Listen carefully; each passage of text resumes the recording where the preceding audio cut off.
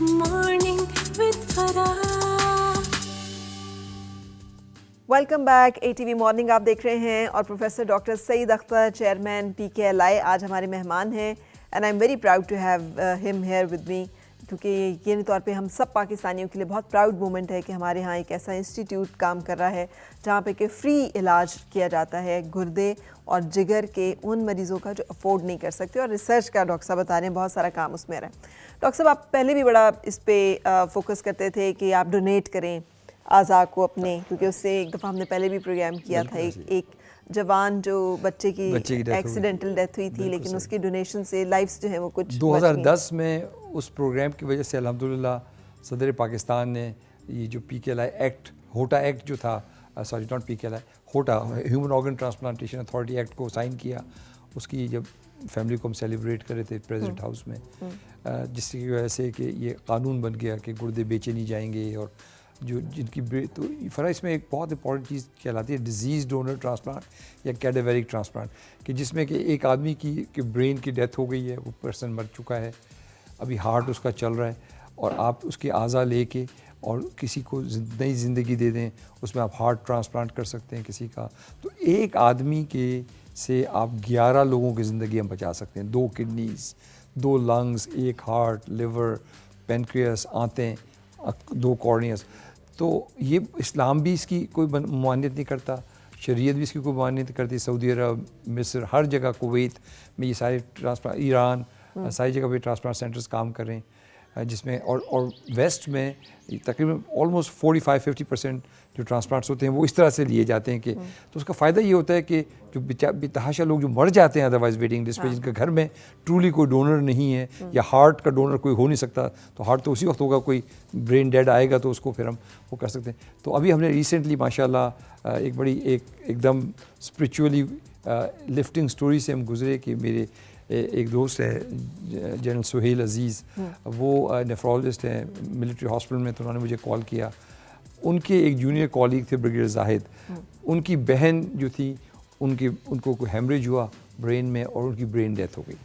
تو دیکھیے یہ کتنی امپورٹنٹ بات ہے کہ کسی پوائنٹ پہ ہم لوگ اور CMH اور AFIU والے جنرل ارشد ہمارے دوست ہیں، یہ ہم لوگ کیمپین کرتے تھے 2013 وغیرہ کی بات ہے کہ کس طرح سے یہ ڈیزیز ڈونر ٹرانسپلانٹ کو پروموٹ کیا، تو انہوں نے کہیں یہ اپنے بچوں سے کہا کہ جی اگر میں مر جاؤں تو میرے اعضاء ڈونیٹ کرنا۔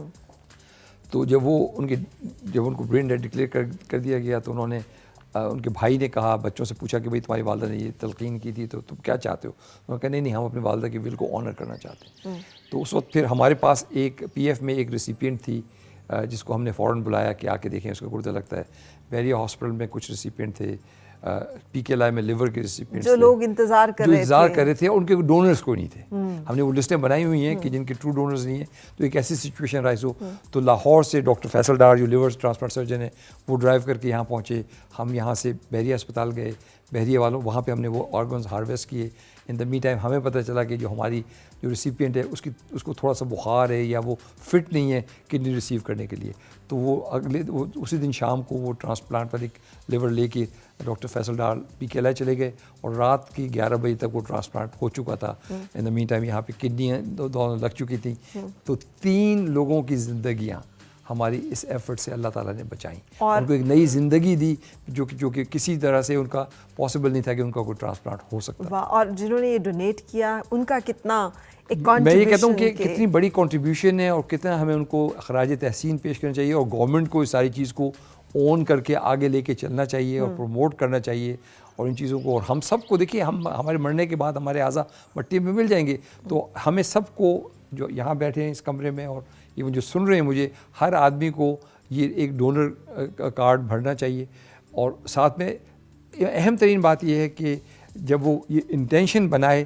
تو اپنے لوڈ ون کو بتائے کہ دیکھیں میں یہ انٹینشن کر رہا ہوں، کائنڈلی اگر میں مر گیا تو یہ، تاکہ اس ڈیفیکلٹ ٹائم پہ جب کہ وہ فیصلہ کر رہے ہوتے ہیں گھر والے کہ ہم کیا کریں، جب انہوں نے ول کی ہوتی ہے تو اس سے یہ چیز بہت مٹیریلائز ہونے میں آسانی ہو جائے۔ اور پھر ہمارے جیسے ملک میں ڈاکٹر صاحب جہاں پہ پریولنس یہ کڈنی کے ڈیزیز کی اور لیور کی ڈیزیز کی، ہیپیٹائٹس کی بہت زیادہ، ہیپیٹائٹس تو ایپیڈیمک ہے آلموسٹ ہمارے یہاں۔ اور دیکھیں اس وقت پاکستان، فرا آپ کو سن کے تکلیف بھی ہوگی اور حیرانی بھی کہ پہلے ایجپٹ نمبر 1 تھا دنیا میں، پاکستان میں ہر 12ویں آدمی کو ہیپیٹائٹس سی ہے.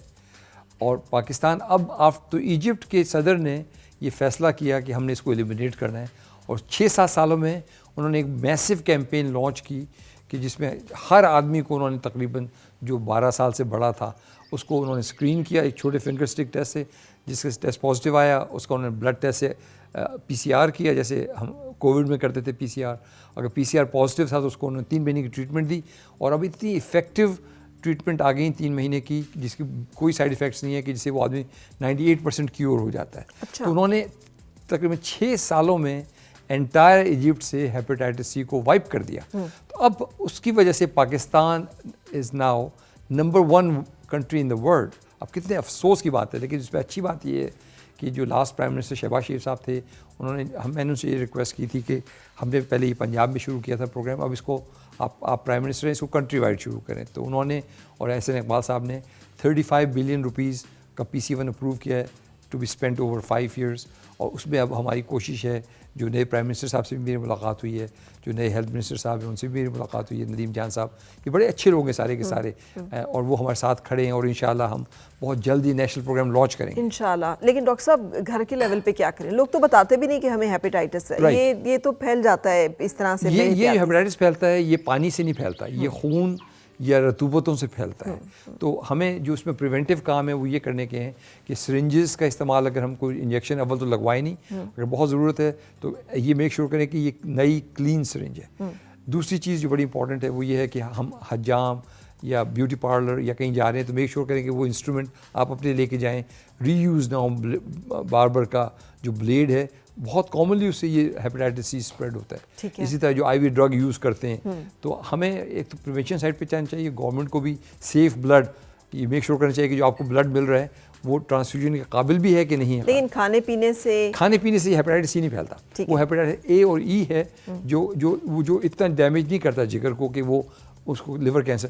70% لوگ یہ جو لوگ ہیں جن کو ہیپیٹائٹس سی ہوتا ہے, ابھی اس وقت جو لیور کینسر یا سیروسس کے جو مریض ہیں ان میں 70% ہیپیٹائٹس سی کی وجہ سے. ٹھیک ہے, تو اس کے سائن سمٹمس کیا ہیں؟ اس کے سائن سمٹم یہ بھی تو ٹریجڈی ہے نا کہ اگر فرض کیا مجھے آج ہو گیا مجھے پتہ بھی نہیں چلے گا, تو اس کے سائن سمٹمس نہیں پتہ چلیں گے. سائن سمٹمس اس وقت پتہ چلیں گے جب مرض اتنا بڑھ کے کمپلیکیٹ ہو گیا کہ خون کی الٹیاں آنی شروع ہو گئیں, اس وقت وہ آلریڈی ٹو لیٹ.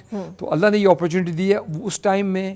آج فرض کیا مجھے ایک گندی نیڈل سے یا گندی سرنج سے یا گندے بلیڈ سے ہیپیٹائٹس ہوا, مجھے پتہ بھی نہیں چلا, تو وہ چلتا رہے گا 15-20 سال. تو ہمارے پاس وہ ونڈو ہے کہ ہم تو اب جو ہم کرنے لگے ہیں انشاءاللہ اس سال وہ لانچ کریں, وہ یہ ہے کہ ہم پوری پاپولیشن کو اسکرین کریں گے. ٹھیک ہے, آپ کے اسٹوڈیو میں بھی آئیں گے, ادھر بھی جائیں گے, ادھر بھی جائیں گے, آپ لوگوں کو جگہ بتائیں گے یہاں آئیے. تو میں عوام سے یہ اپیل کرنا چاہتا ہوں کہ جب یہ ہیپیٹائٹس پریونشن کا پروگرام لانچ ہو تو آپ ہر جگہ پہ جو آپ کے نزدیک ترین جگہ پہ ہے, اور ہم TV پہ میسو کیمپینز کریں گے, آپ کے ساتھ ایک اور پروگرام کریں گے ہیپیٹائٹس سی کو کرنا کیسے ہے تاکہ اس کے سارے خد و خال بتا سکیں. اس کے بعد پھر جب وہ جس کا پازیٹیو آ گیا اس کو 3 مہینے کی دوائی مفت دیں گے. ٹھیک ہے, یہ اسکریننگ بھی مفت ہوگی, PCR بھی مفت ہوگا, اور دوائی بھی مفت ہوگی. تو اب گورنمنٹ تو کرے گی لیکن لوگوں کو بھی پھر آگے بڑھنا پڑے گا. کنٹروورسیز میں نہ پڑ جائیں کہ یہ گرم ہے تو یہ سرد ہے تو اس سے یہ ہوگا. اچھا, گردوں کے بارے میں بھی بتائیے. تو گردوں میں اس وقت جو پاکستان میں جو کئی چیزیں جو بہت اس کو گردوں کو متاثر کرتی ہیں, جو ٹاپ بیماریاں ہیں وہ ڈائبٹیز اور ہائی بلڈ پریشر ہے. تو یہ بیماریاں بہت کامن ہیں چونکہ, تو ایک تو ہمیں کوشش کرنی چاہیے کہ ہم لائف سٹائل ایسا رکھیں کہ ہمیں ڈائبٹیز اور ہائی بلڈ پریشر نہ ہو. لیکن یہ کہنا آسان ہے, کرنا مشکل ہے. ہوگا, اگر ہوگا تو کوئی بات نہیں, اچھی طرح کنٹرول کریں اس کو. اچھا, اور اچھی طرح کنٹرول میں رکھیں گے تو چانسز بہت کم ہیں کہ آپ کے گردے متاثر ہوں گے. ہمارے یہاں لوگوں کو پتہ ہی نہیں چلتا. میرے پاس جو پاپولیشن میں 40-50% لوگ ایسے آتے ہیں, ینگ بچے جن کے گردے فیل ہو چکے ہیں, ان کو پتہ بھی نہیں تھا کہ ان کو بلڈ پریشر تھا, اور سڈنلی ایک دن ان کو پتہ چلا کہ ان کے تو گردے فیل ہو گئے. تو دیکھا تو کاز کیا تھی, تو ہائی بلڈ پریشر تھا. اچھا, تو اب آئی تھنک کہ ہمیں اپنے ورک پلیس میں ایک نرس ہونی چاہیے, اسکول میں ایک نرس ہونی چاہیے, یونیورسٹیز میں ایک home health school health nurse ہونی چاہیے جو کہ صرف بچوں کے بلڈ پریشر چیک کرے, ان کی آئیز کو چیک کرے, ہیئرنگ کو چیک کرے. یہ سارے سسٹمز جو اسٹیبلش ورلڈ نے یا دنیا نے کر لیے ہیں, اور ہم کوئی سائنس کو ری انوینٹ نہیں کر رہے, ویل کو ری انوینٹ نہیں کر رہے. یہ بڑے, اب دیکھیں ایک بچہ ہے وہ اسکول میں پرفارم نہیں کر رہا, ہم بچے کی پٹائی پہ پٹائی کر رہے ہیں, پر بچے کو نظر ہی نہیں آ رہا. تو اگر ایک اسکول نرس ہوتی at the time of admission, اس کی اسکریننگ ہوتی, اس کی ہیئرنگ ٹیسٹ ہوتی, میک شور کریں کہ بچے کو سن بھی رہا ہے.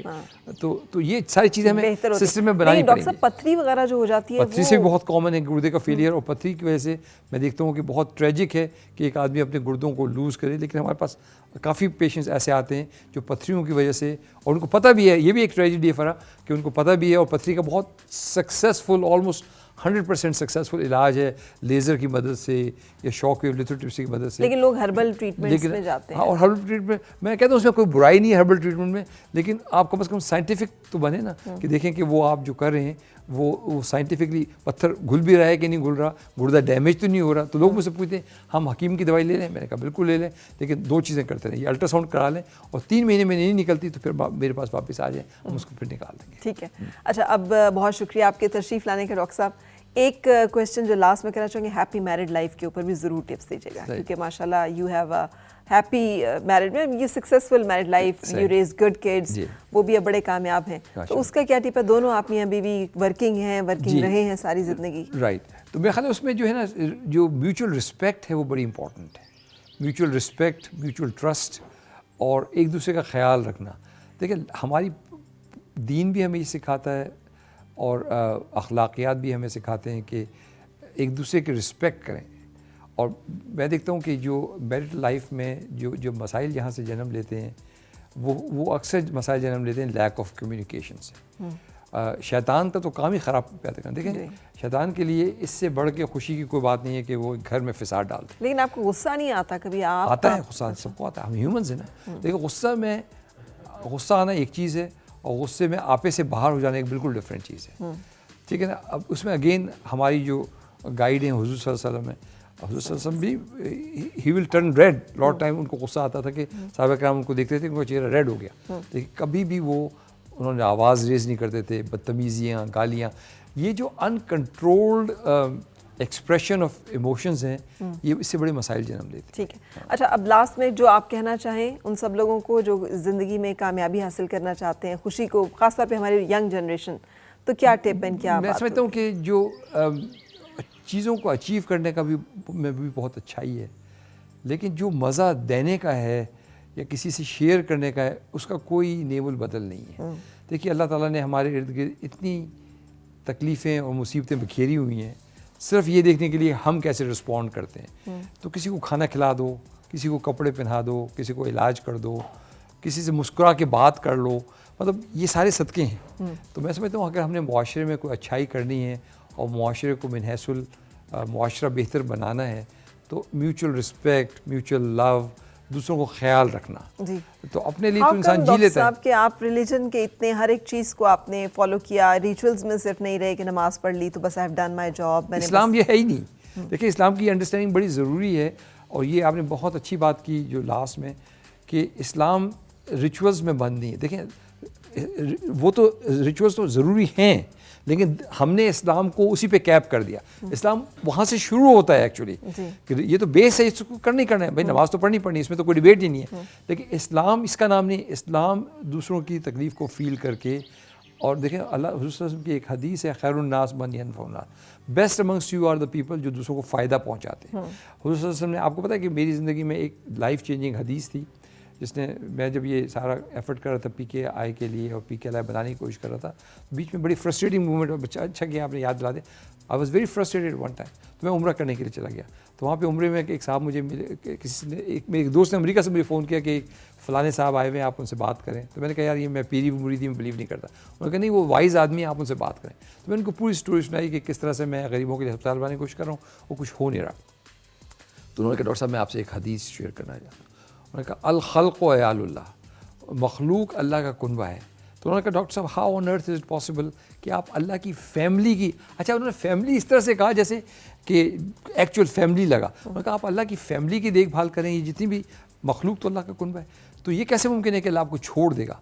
تو that was my game changing حدیث, جس میں کہ میں اس زمانے میں بہت فرسٹریٹڈ تھا. مجھے ایسا لگا کسی نے حرم شریف کے اندر ہوا یہ واقعہ, کسی ٹھنڈے پانی کی بالٹی میرے اوپر ڈال دی. میں بالکل, انہوں نے کہا ڈاکٹر صاحب آپ اس کے مکلف ہی نہیں ہیں, آپ بس وہ کریں جو آپ کر سکتے ہیں. تو وہاں سے پھر میں نے سب چیزیں اللہ پہ چھوڑ دی اور اللہ نے راستے نکال دی. تو میں صرف یہ کہہ رہا ہوں کہ یہ چیزیں آئیں گی لائف میں, لیکن اگر آپ نے زندگی میں جو خوشی کا جو سب سے اندر کی خوشی کا جو سب سے رچ سورس ہے وہ دوسروں کی مدد کرنا ہے. ٹھیک ہے. آئی ہوپ اینڈ آئی وش کہ ہمارے ملک میں آپ جیسے بہت سارے لوگ ہوں جو نہ صرف یہ کہ خود اسکلڈ ہوں بلکہ وہ دوسروں کو بھی امپارٹ کرنے کی اور ملک کی صورتحال کو بہتر کرنے کی اور درد مندی جو ایک ہے اس کے ساتھ ایفرٹس کرنے کی کیپیبل ہوں.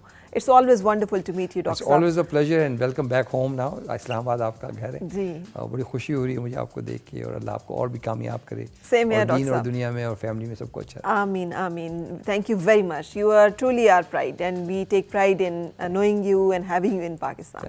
Thank you very much. So ہم ایک بریک کے لیے رک رہے ہیں اور بریک کے بعد پھر آپ سے ہوتی ہے ملاقات. پھر سے مسکرائے اور مل کے گنگنائے ہیں گم شدہ جو خوشیاں ساری وہ ڈھونڈ لائے. آؤ پھر سے مسکرائے مارننگ وتھ فرا.